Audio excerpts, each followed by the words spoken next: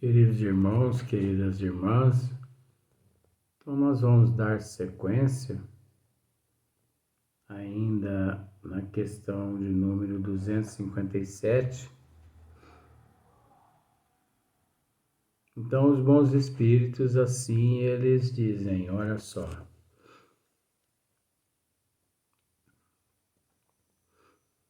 O perispírito é o laço que a matéria do corpo prende o espírito.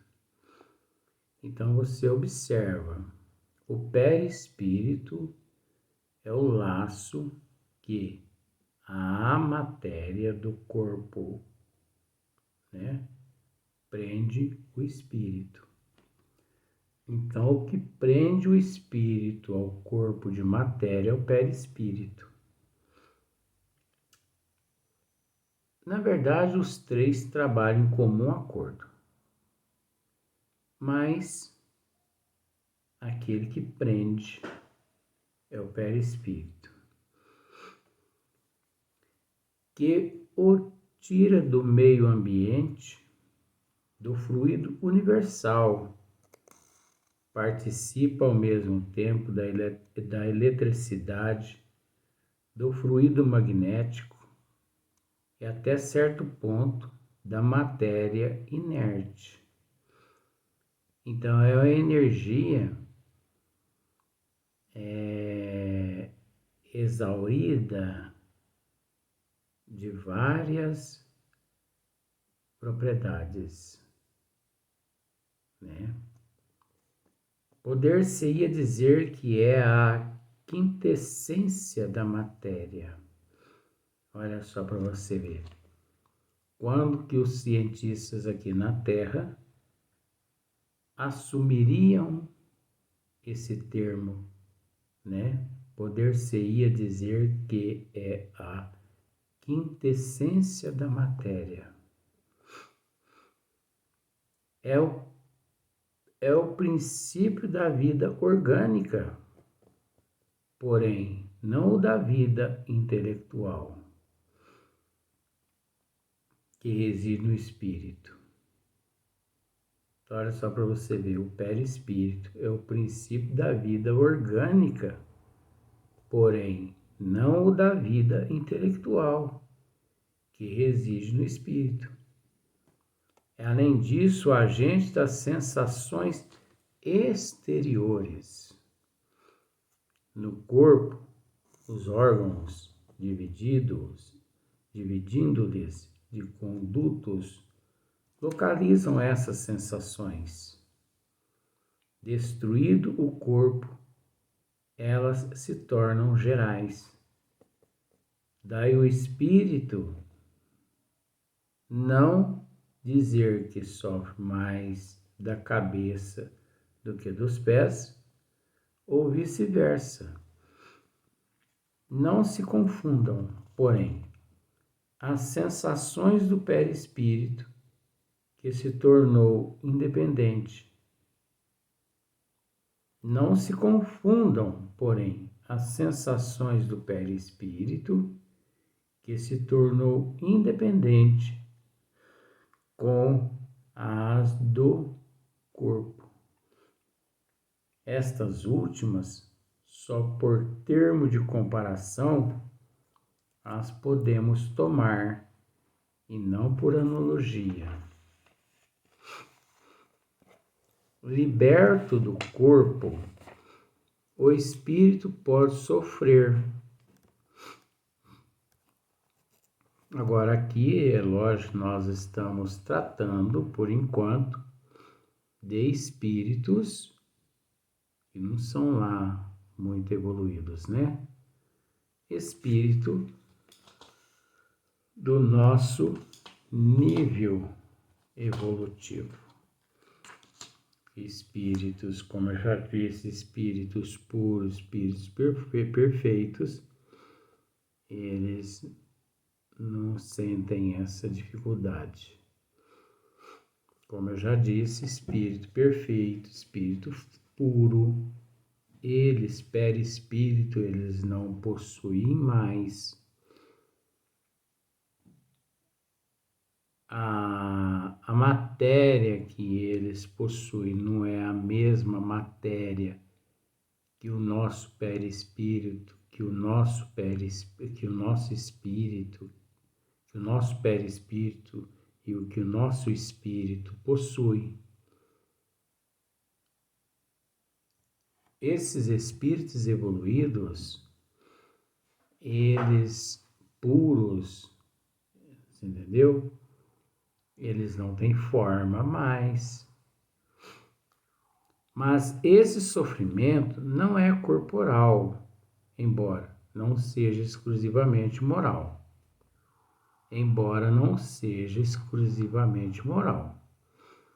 Como remorso, pois que ele se queixa de frio e calor. Também não sofre mais no inverno do que no verão. Temos-los visto atravessar chamas, sem experimentar qualquer dor, nenhuma impressão lhe causa, consequentemente, a temperatura, a dor que sente, não é, pois, uma dor física propriamente dita. É um vago sentimento íntimo que o próprio espírito nem sempre compreende bem. Tá vendo só? Nem ele mesmo consegue compreender por que tudo aquilo ali lhe acontece. Às vezes, ele sente no íntimo uma dor, um mal-estar, mas ele consegue passar, superar os obstáculos, como por exemplo paredes, fogo, distância, água, essas coisas todas, como se fosse aquele ali um vago sentimento íntimo que o próprio espírito nem sempre compreende bem. Precisamente porque a dor não se acha localizada e porque não a produzem agentes exteriores. É mais uma reminiscência do que uma realidade. Reminiscências, porém igualmente penosa, algumas vezes, entretanto, há mais do que isso, como vamos ver. É lógico que está relacionado à evolução do espírito.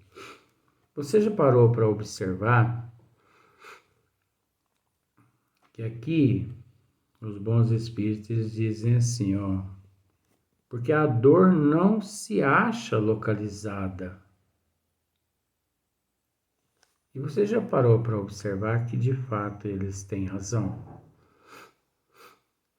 A pessoa diz assim, eu estou com dor de cabeça, mas ele não sabe dizer em que lugar encontra-se aquela dor. Ele generaliza tudo, né? Toda a massa encefálica. Eu estou com a dor de dente. Tá, aí você me diz assim, bom, então ele vai ao dentista, o dentista descobre que é aquele dente. Não, mas o que eu quero que você entenda é que a radiação, a irradiação da dor, ela se estende por vários outros dentes que, enquanto o dentista não mexe ali com aquele buticãozinho dele, aquela ferramentinha dele, e detecta, você, ai doutor, tá doendo aqui tudo esse lado de cá, ó. Não é verdade? Por exemplo, o infarto miocárdio. O infarto do miocárdio, a pessoa põe a mão no peito e fala assim, ai, mas que dor, eu tô sentindo uma dor, eu vou desmaiar, eu vou morrer. Aí a pessoa pergunta assim, mas você está sentindo dor na onde? No peito todo. é uma irradiação. Ela irradia. É isso aí que eu quero dizer. Ela irradia. Essa é a sensação que o espírito tem, que nasce no corpo, que é transferido para o perispírito, para o comando do espírito, mas que ao mesmo tempo todos os três em comum acordo se encontram no processo. E depois o paciente é levado ao hospital e através dos exames é detectado que ele encontra-se com uma artéria apenas obstruída. Realizam ali um cateterismo. Se for suficiente, bem. Se não for, eles realizam uma cirurgia, né? Implantam ali, introduzem ali um stencil, e o paciente volta bem para casa. Então, são as sensações. Ensina-nos a experiência que, por ocasião da morte, o espírito se desprende mais ou menos lentamente do corpo, mais ou menos do corpo. Isso é complexo, isso é relativo, porque cada caso é um caso. Tem espíritos que se desprendem rapidinho, tem outros que ficam ali 20, 30, 40 anos no túmulo e nas regiões umbralinas, mas ainda com o fluido animalizado nas sensações do corpo físico. Ele continua lá na região umbralina com a sensação de que lá ele encontra-se juntamente com o seu corpo físico. Essa é a sensação que o espírito que está no umbral tem, de que ele está no corpo físico. Por isso que ele não acredita na morte. Porque ele apalpa, ele sente o corpo, mas não é. É a sensação. Né? Então, olha só.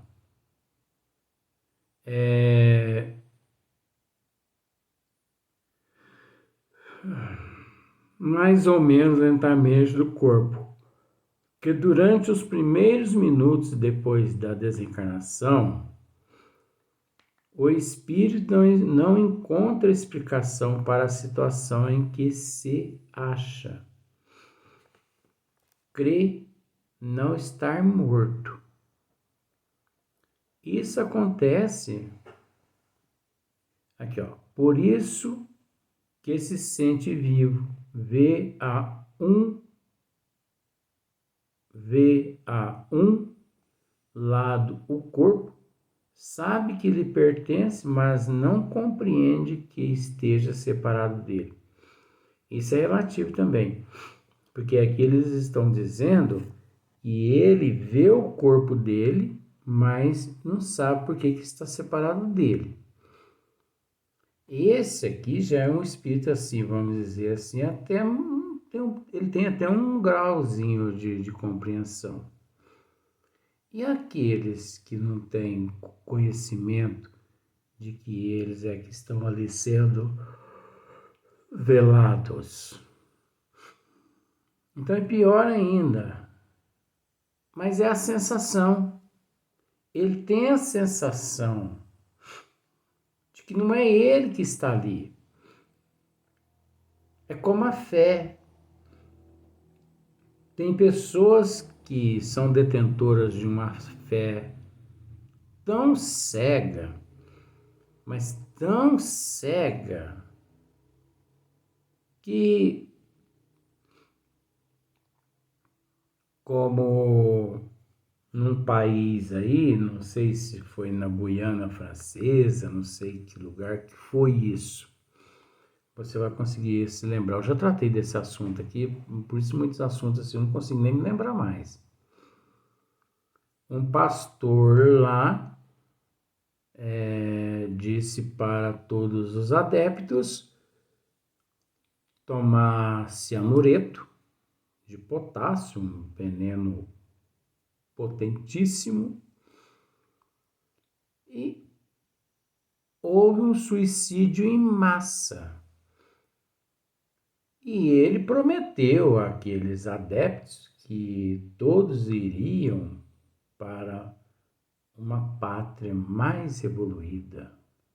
Aquilo ali, tanto ele quanto aqueles que desencarnaram, eram semelhantes, que sempre se atraíram. Ali não morreu santo, não. Como santo ele não era aquele nosso irmão que induziu aqueles nossos irmãos a cometer aquele suicídio, aqueles que se suicidaram também não eram lá santos. Mas é assim mesmo, né? Tem aquela sensação. Essa situação dura enquanto haja qualquer ligação entre o corpo e o perispírito. Olha só, essa situação dura enquanto haja qualquer ligação entre o corpo e o perispírito. Então, esse estado de cegueira nesses espíritos, eles duram até, vamos dizer assim, uma próxima reencarnação, já que eles são assim espíritos mais atrasados, ou numa casa espírita séria, através de um trabalho de obsessão, onde ele, espírito, recebe o choque anímico através dos médios. Até então ele não consegue se desvencilhar-se daquelas impressões.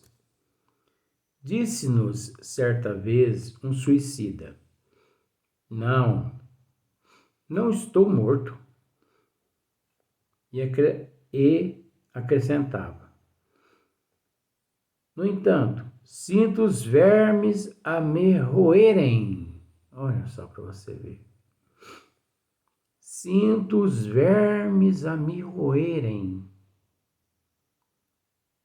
Ora, indubitavelmente, os vermes não lhe roíam o perispírito, e ainda menos o espírito. Roíam-lhe apenas o corpo. Agora, isso aqui também é relativo. Por que é relativo? Nós temos que esclarecer essas questõezinhas assim, que parece que é insignificante, mas nós temos que esclarecer. O que aconteceu aqui? O que acontece aqui? O suicida não é todo suicida não, gente. De cada 100, uns 40 acontece isso. Então, isso é cansaço mental, cansaço aí, porque essa abrição de boca, você não repara não. Por que nós não temos corte de imagem, então fica essa abrição de boca? E as pessoas também entendem, né, assim, o cansaço físico nosso. Então, é natural, ainda mais que hoje Dona Leontina, os nossos amigos Fernando, Heleno, que são os espíritos que me auxiliam, eles me deixaram assim, né? Faça você hoje para poder você sentir o momento que você deve parar. Porque às vezes as pessoas veem a cara, né? E não vê o coração. E é interessante. É interessante. Isso não é reclamando, não. Mas você quer conhecer uma pessoa, dá um cargo para essa pessoa. Dentro de uma semana você consegue ver quem é aquela pessoa. Por isso que eu tenho uma frase comigo que diz mais ou menos assim: não pergunte ao palhaço porque ele, no picadeiro, muito sorri. E sim a você, porque no circo ainda vai.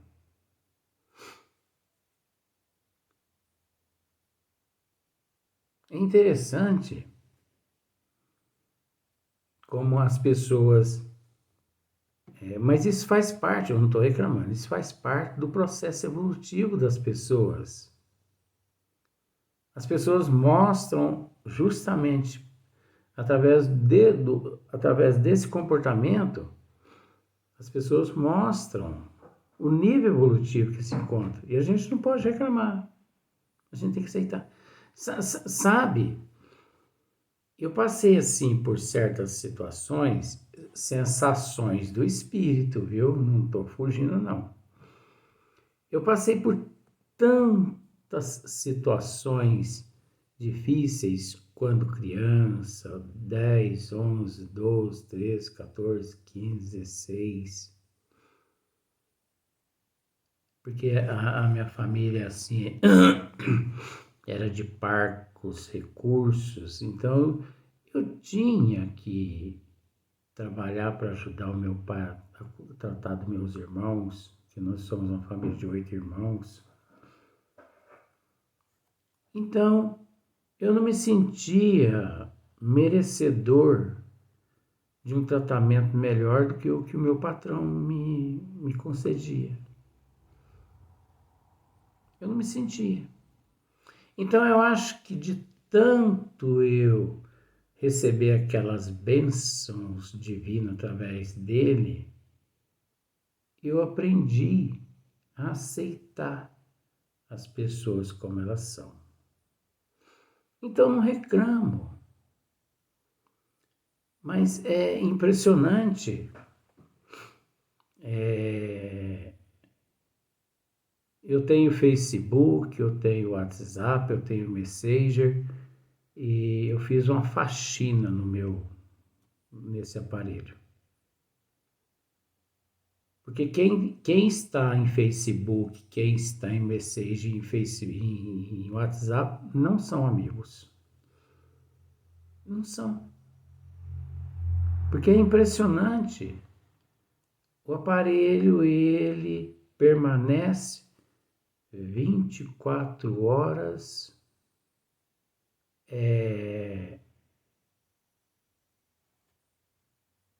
sem funcionar. Assim, ninguém liga. Ninguém liga para ninguém. E quando ligam, é para te exigir alguma coisa, para te cobrar alguma coisa. Ninguém liga para dizer assim: oh, estou orando por você, estou rogando a Deus por você, estou pedindo por você, você que tanto pede por nós, estamos pedindo por você. Mas todo mundo, olha, eu tenho, eu não vou dizer 1 milhão de pessoas que são meus amigos, não. Mas eu aprendi uma coisa. Eu só sou querido por causa da minha vidência, por causa da minha audição, por causa da minha mediunidade, por causa do professor, por causa de Fernando, por causa de Leontina, por causa de Siriano e de Heleno. Porque se não fosse esses seres, eu seria esquecido num canto como uma lata de lixo.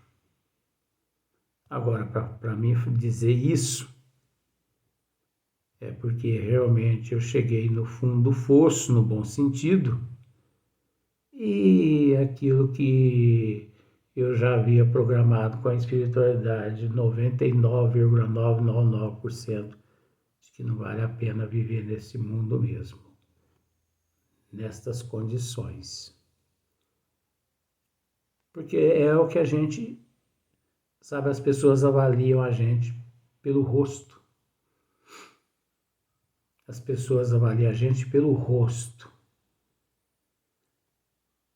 Quantas vezes aqui eu estou sorrindo aqui igual um palhaço para poder agradar muitas pessoas. O Luiz está ótimo.